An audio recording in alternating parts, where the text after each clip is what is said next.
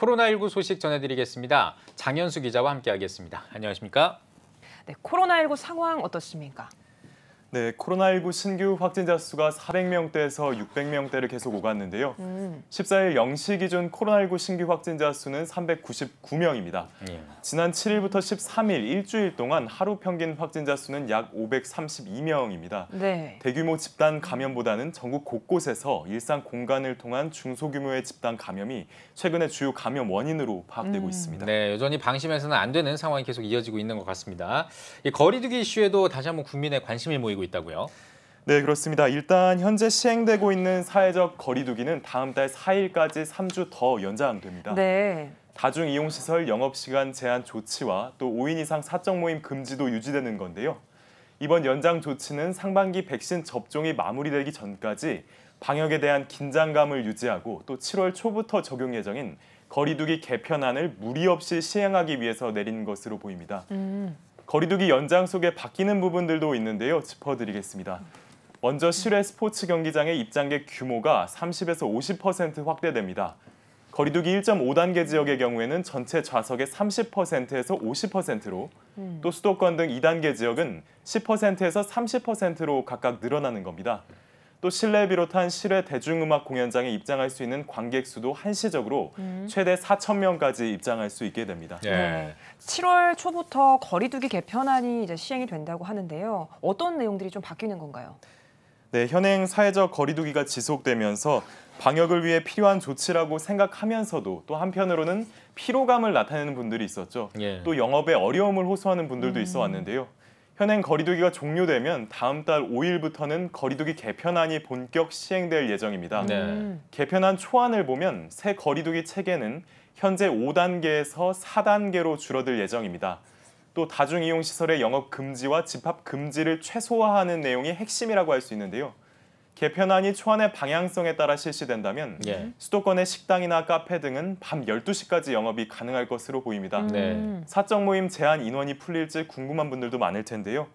금지 인원 기준이 현재 5명에서 9명까지로 확대돼 8명까지 모이는 것도 가능해질 전망입니다. 정부는 새 거리두기 체계를 시행해도 수도권 등 유행 중심 지역의 확진자 수가 급증하지는 않을 것으로 예상하고 있는데요.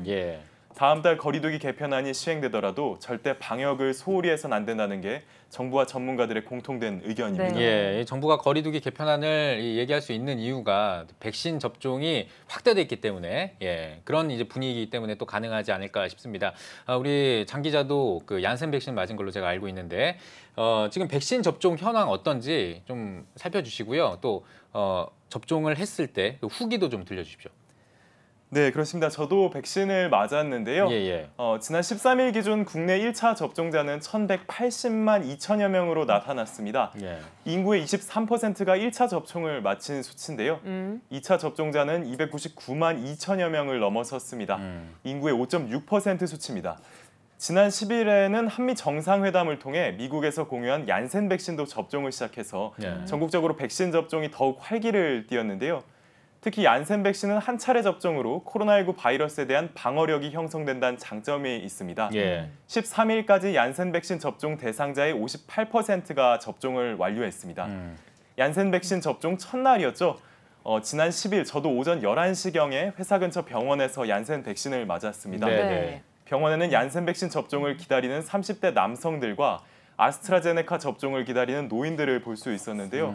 접종은 굉장히 금방 끝났습니다. 사실 우려점은 백신에 대한 부작용이었죠.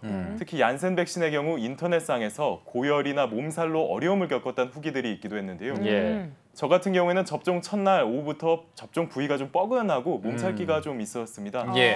저녁에는 또 미열이 좀 오르기도 했었는데요. 또 미열은 밤사이에 떨어졌고 또 몸살 증세도 다음 날 토요일 오전부터는 사라졌습니다. 백신에 대한 반응은 사실 개인차가 있을 텐데요. 백신 접종자 중 39도 이상의 고열이 나거나 알레르기 반응, 또 지속적인 근육통을 겪는 경우에는 가까운 의료기관을 방문해서 진료를 받아야 합니다. 또 백신 접종에 따른 이상 반응 증상 대처법과 신고는 코로나19 예방접종 홈페이지에서 할 수 있습니다. 백신 접종 후에는 본인의 몸 상태를 좀 주의 깊게 살펴볼 필요가 있겠습니다. 장현수 기자 잘 들었습니다.